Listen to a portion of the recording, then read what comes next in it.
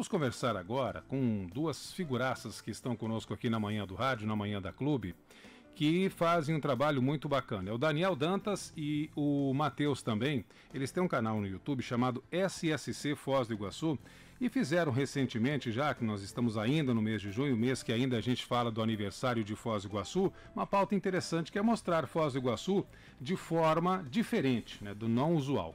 Quando você fala Foz do Iguaçu, o que você vê? Cataratas, Itaipu Binacional, né, o turismo de compras. E o Matheus e o Daniel fizeram um trabalho para tirar um pouco dessa visão e mostrar um lado mais interessante de Foz. Bom dia, Matheus. Bom dia. É um prazer estar aqui na rádio para falar um pouquinho sobre esse documentário. Que é um documentário que mostra Foz, que nem você falou, amor. Fora do que essa coisa que o turismo promove, que é sempre as cataratas, sempre os pontos turísticos aqui da cidade, e também mostrar Foz de um outro ângulo, sabe? Assim, as pessoas não conhecem Foz em sua totalidade, tanto que eu mesmo, no decorrer desse trabalho... Você é morador de Foz. Eu sou morador de Foz e no decorrer desse trabalho eu mesmo me deparei com partes aqui da cidade que nem eu conhecia, sabe? Então é um prazer estar aqui para falar um pouco sobre esse trabalho que a gente julga ser bastante interessante, principalmente para a população da cidade. Bacana. Daniel, o Matheus é nascido e morador de Foz do Iguaçu, e você é nascido e morador de Foz do Iguaçu há quanto tempo? Ou você não é nascido em Foz? Eu nasci em Salvador, né? Você é soteropolitano? Sou soteropolitano. Maravilha. Eu conheço o soteropolitano. Aí eu sou filho de militar, né? O meu pai, ele servia na Marinha do Brasil e a gente tinha o costume de se mudar de cidade, assim, mais ou menos de 2 em 2 anos, né? Então a última cidade que a gente veio foi Foz do Iguaçu. E desde então a gente está aqui desde 2013, né? Então já é quase Iguaçu por aí, E estudando geografia na Unila aqui. Vocês são estudantes de geografia da Unila. Sim, a gente se conheceu no curso, né? Isso. E aí te motivou a mostrar essa Foz do Iguaçu diferente, né? Me motivou porque eu comecei a fazer trabalhos dentro da área da geografia física, né? Pesquisando rios da cidade. Então a gente vê aqui que tem um problema grande de poluição da água dos rios urbanos, né? Eu procurei desenvolver isso dentro do meu trabalho acadêmico. E pegando um gancho na geografia e na história, a gente fez esse documentário Um Voo sobre Foz, que já que é o aniversário de Foz esse mês, né? Foi dia 10, Foz completou 105 anos. E nós quisemos falar de geografia e história de Foz do Iguaçu nesse documentário, né?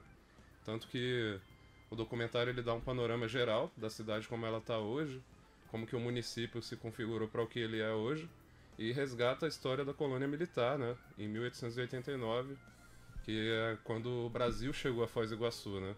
Porque Foz já era do Brasil naquela época, mas não tinha predominância brasileira aqui, né? Não tinha um poder institucional aqui nessa região, não tinha instituições, cidades, não tinha nada aqui. O que tinha era exploração da erva mate da madeira por parte dos paraguaios e argentinos, né? Só que o Brasil não se fazia presente. Então, dentro dessa necessidade, o José Maria de Brito, o Joaquim Firmino, né, esses nomes que a gente conhece. Conhece de ruas e não sabe quem são as pessoas, exatamente, né? Agora, vamos falar um pouquinho do canal de vocês. Vocês têm um canal no YouTube chamado SSC, né? Isso. O que é o SSC? Parece negócio de HD, o SSD do HD, mas não é, o SSC. O SSC significa Skyscraper City, né? Ou na tradução livre, a cidade do arranha-céu, cidade com arranha-céus, né? Exato. E é um fórum da internet. Eu tenho uma conta lá há 10 anos já. Opa. Onde a gente discute a cidade, né? Discute as obras Foz do Iguaçu. públicas. É uma coisa fechada para estudantes na área de vocês ou não? Não é fechado. Eu li um fórum aberto na internet, você pode criar lá uma conta e participar de qualquer thread lá que esteja havendo uma discussão, né? Então, no Brasil tem muita gente de São Paulo, das capitais principalmente, mas aqui no Paraná também tem um público grande no interior, né? Tem o pessoal de Cascavel, de Maringá, Ponta Grossa, né? E Foz do Iguaçu também. Discutindo. E aí vocês tiveram a motivação de criar um canal, Matheus, para justamente mostrar essas imagens de Foz do Iguaçu. A gente até brinca aqui, volta e meia, e a Cláudia no programa, que quando você vai fazer uma caminhada, principalmente uma caminhada, de carro você passa pelas ruas, você vê sempre a mesma coisa. Aí quando você vai caminhar, você vê lá uma árvore diferente, uma moradia diferente, um prédio diferente, que às vezes com o carro você não vê. E você descobre, e ali tem uma história por trás disso, né? Foi isso que motivou, basicamente, vocês criarem esse canal e também mostrarem essas imagens?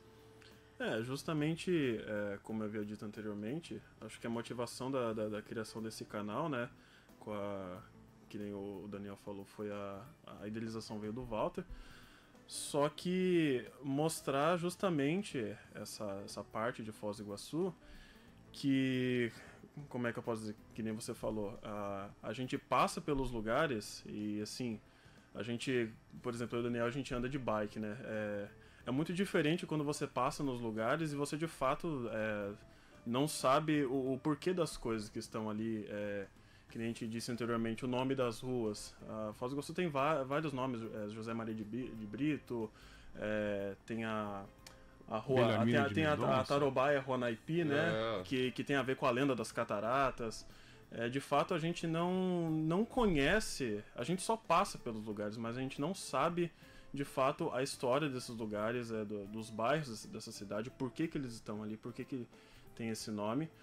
E como nós, do curso de Geografia da UNILA, a gente se sentiu muito motivado. Eu gosto muito da parte de Geografia Urbana, de estudar a cidade. Então a oportunidade de trabalhar com esse canal também me aguçou para querer contribuir com esse canal.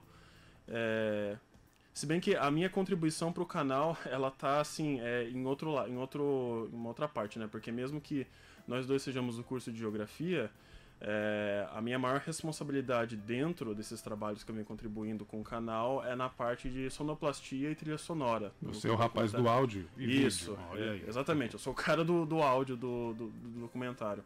Mas também não deixo de dar a minha ideia, a minha contribuição, principalmente na reta final da gravação do documentário. Eu acompanhei o Daniel várias vezes, a gente vai de bike para os lugares, sabe, para fazer algumas filmagens, principalmente as filmagens finais, assim, né, do documentário, nesse processo final, porque para você fazer a música, né, a trilha, você precisa ter boa parte do produto bruto já, né? Exato. Então a gente deu um gás ali e a gente aproveita esses rolês também para, além das filmagens, a gente senta, discute, debate, a gente traça novos planos, novos projetos de documentário, né?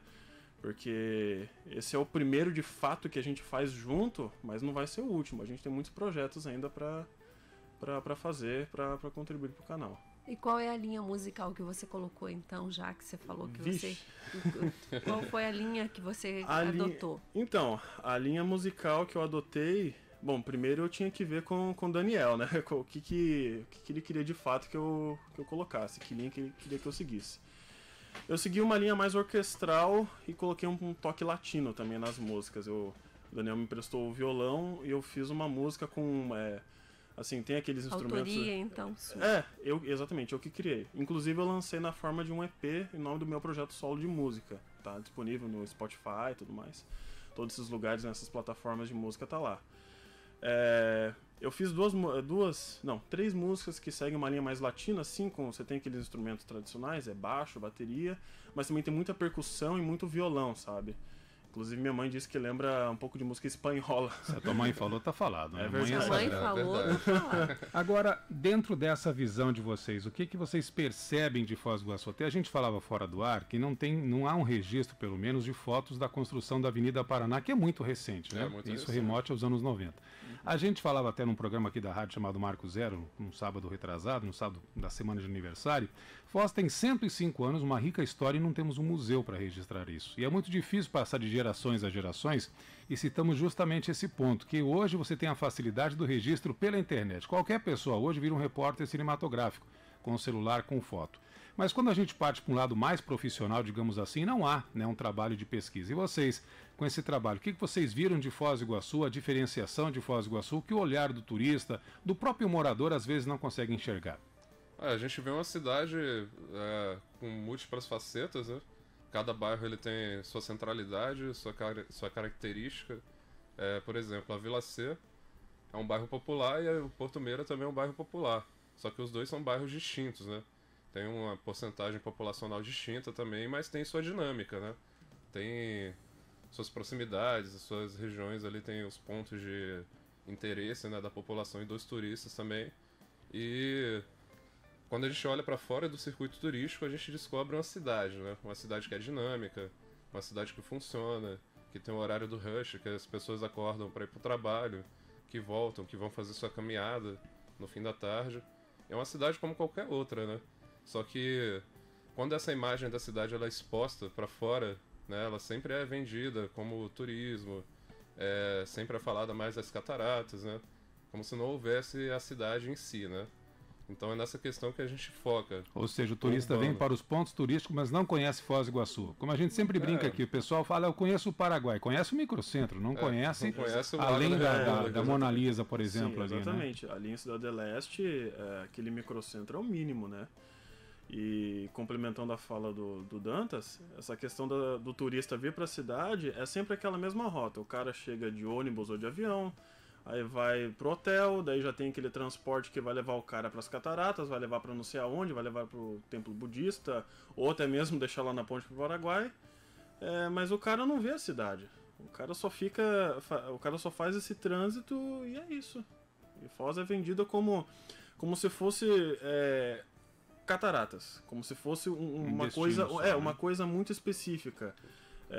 As pessoas esquecem que por trás disso tem uma cidade como qualquer outra, uma cidade que tem o seu centro comercial, que tem, como o Daniel falou, tem seu horário do rush, tem as pessoas que fazem suas coisas, é uma cidade que tem desigualdade, é uma cidade que tem problemas, uma cidade como qualquer outra.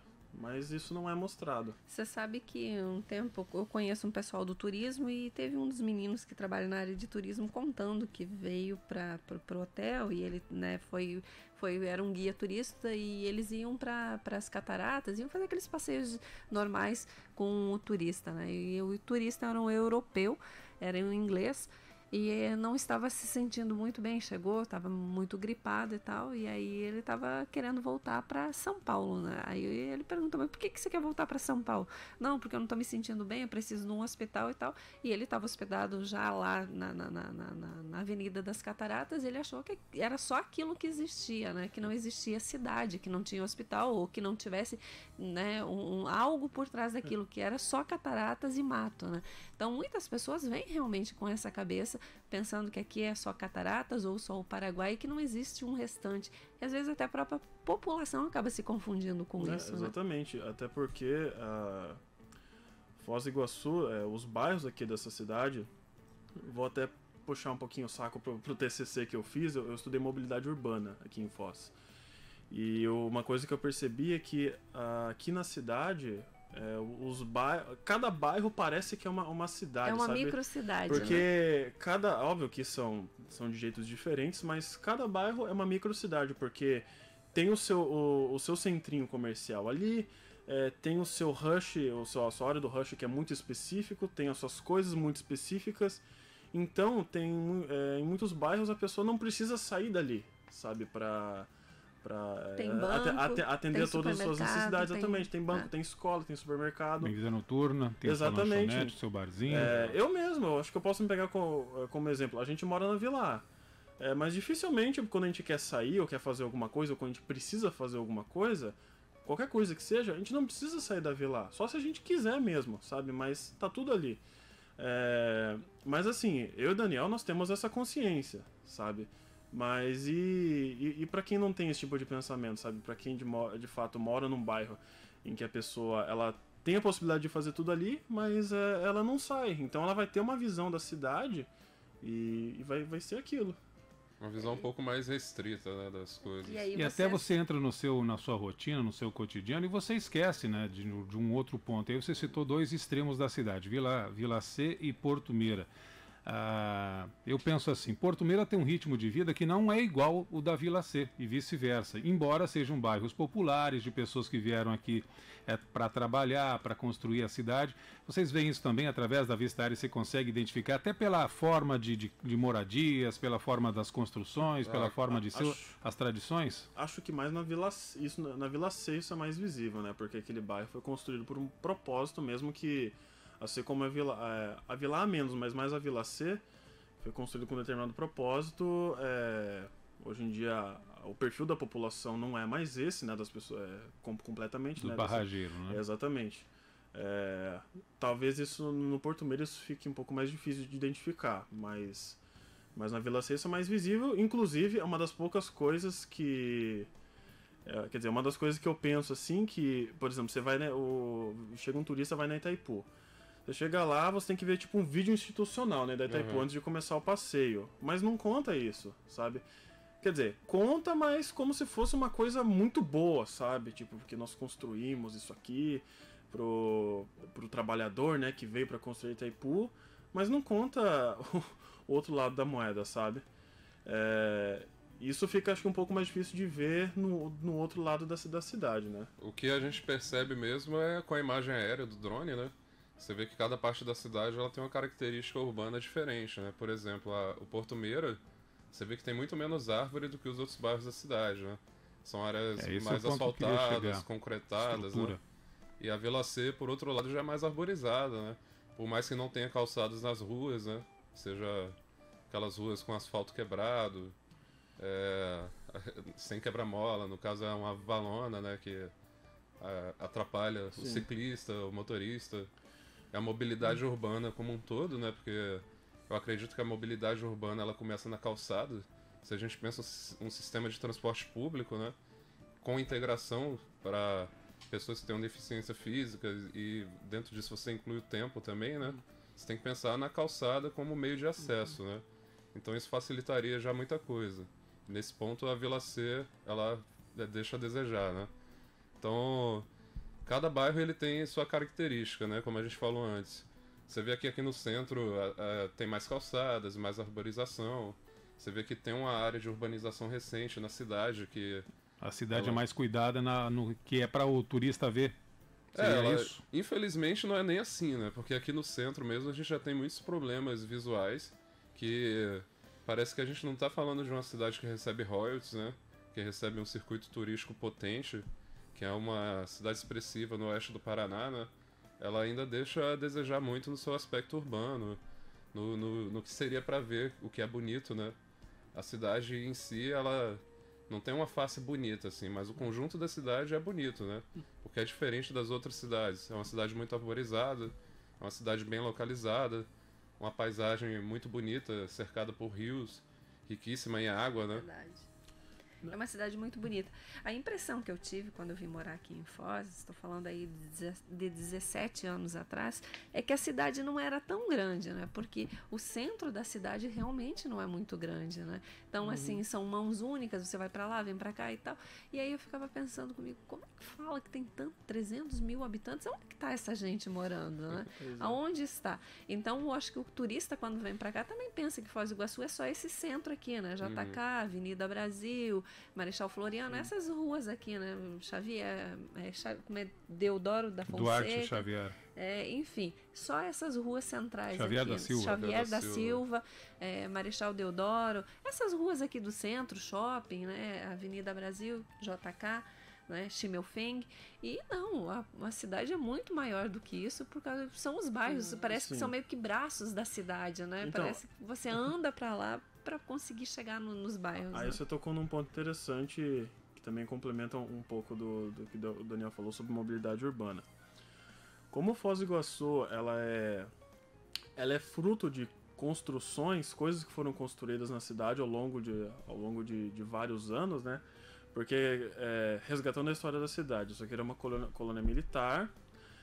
E o que é o centro de Foz cresceu em torno disso, mas aí você teve construções como Itaipu, Ponte da Amizade, aí você tem as cataratas e depois para ligar isso tudo, sabe? Então, Foz é uma cidade que foi construída sem planejamento e depois para ligar tudo isso é uma das coisas que torna, por exemplo, ineficiente o transporte público. É difícil você planejar itinerários que sejam eficientes aqui na cidade,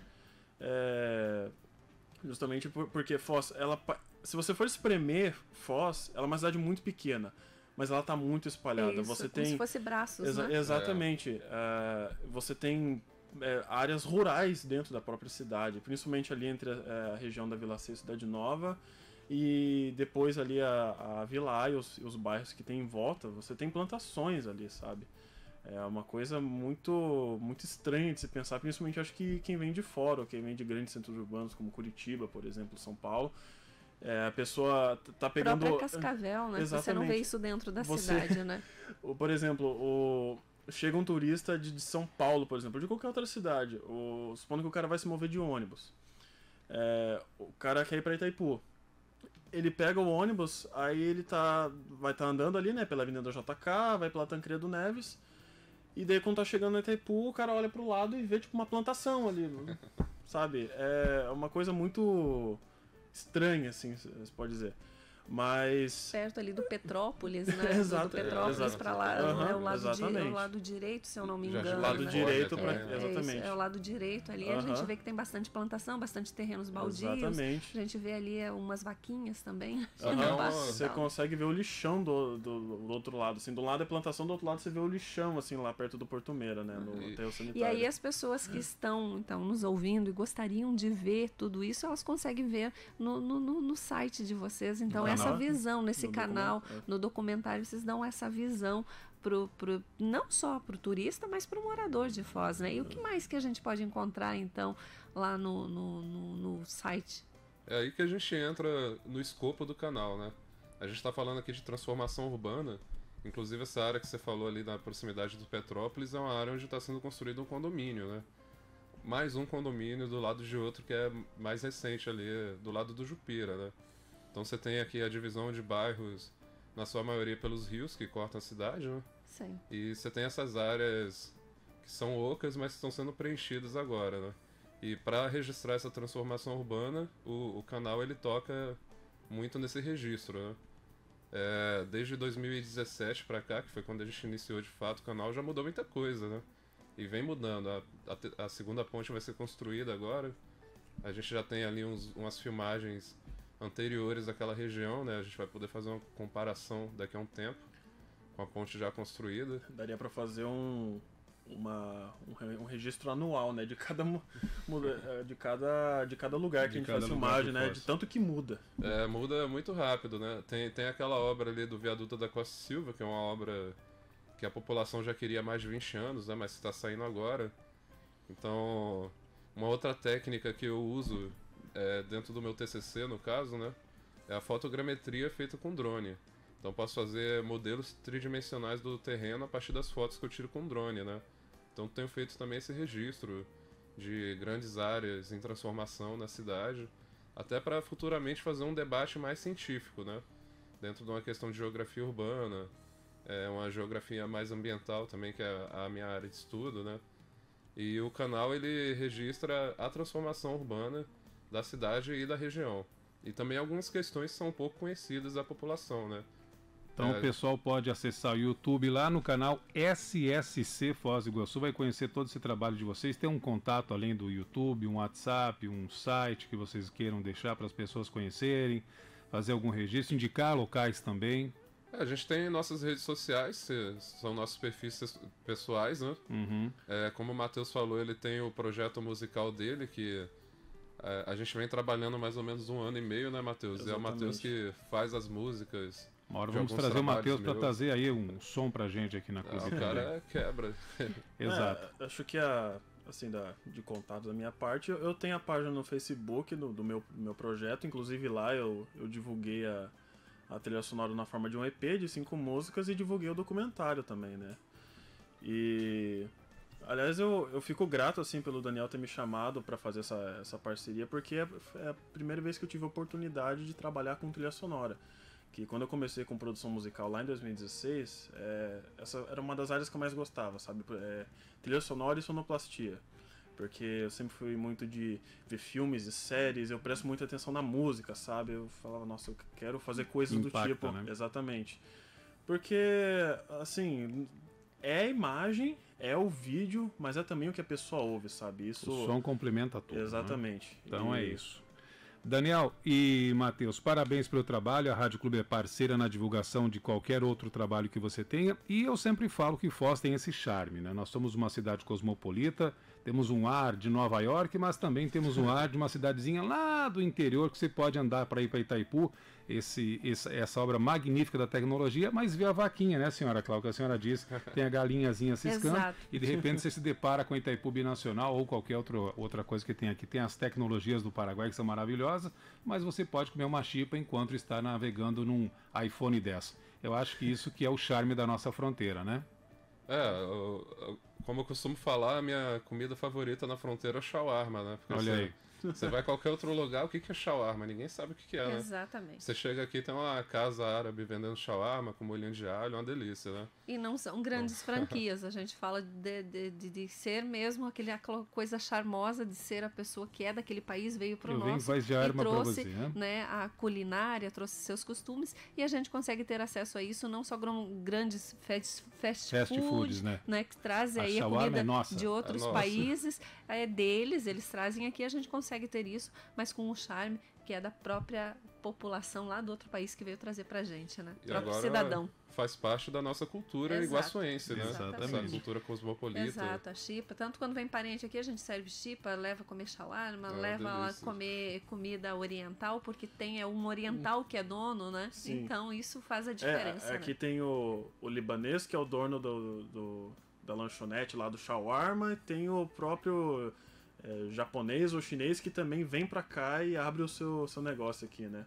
Não é uma adaptação, por exemplo. Isso. Um cara daqui ou um brasileiro que tenta fazer, não, é a própria porque pessoa o brasileiro que já vem. vai adaptar, já vai colocar um tempero que é dele. Não, vai ficar mais gostoso se colocar esse tempero aqui e tira Então não tem como receita, não amar né? Foz do Iguaçu, Não tem né? como Então não é só amar. isso, né? Matheus, muito obrigado pela sua presença. Está convidado a vir aqui agradeço. numa outra oportunidade trazer as suas trilhas sonoras. Vamos falar um Opa. pouco de trilha sonora e de sonoplastia, porque uma coisa está linkada à outra. A sonoplastia vem da onde? Vem das emissoras de rádio dos anos 30 e 40, das rádios novela, que não existia o som como a gente tem hoje, então tinha um cidadão lá atrás fazendo barulhinho de cavalo e tal, mas é uma outra história para uma outra conversa. Então a sonoplastia é uma coisa muito interessante, e obviamente que o cinema pegou isso do rádio, né, e levou para as telas e hoje magistralmente faz. E Daniel, você também está convidado a vir contar um pouco mais daí da sua história, falar um pouquinho da Bahia. Tem ido à Bahia ou não? A última vez que eu fui na Bahia foi ano passado, já tô morrendo de saudade já. Pois é, tem que trazer um acarajé para nós, hein, né, senhora Cláudia? A gente vai Exatamente. gostar, a gente não vai recusar o acarajé. Meninos, obrigado, sucesso mais uma vez, pode falar? Eu só queria, para finalizar, convidar todos a assistirem o documentário Um Voo sobre Foz, um documentário sobre geografia e história de Foz do Iguaçu. A gente estava falando de cultura cosmopolita, tem uma parte que vai falar também sobre religião, né, sobre essas obras arquitetônicas, religiosas que a gente tem aqui, e outros assuntos. Então, vão lá no nosso canal, SSC Foz do Iguaçu, venham fazer um voo sobre Foz com a gente e descobrir um pouco mais sobre essa cidade. Foz não é só cataratas, não é só a hidrelétrica de Itaipu, tem muito mais a contar, né? Muito obrigada, Exatamente. meninos. Obrigado. Obrigado. Eu agradeço.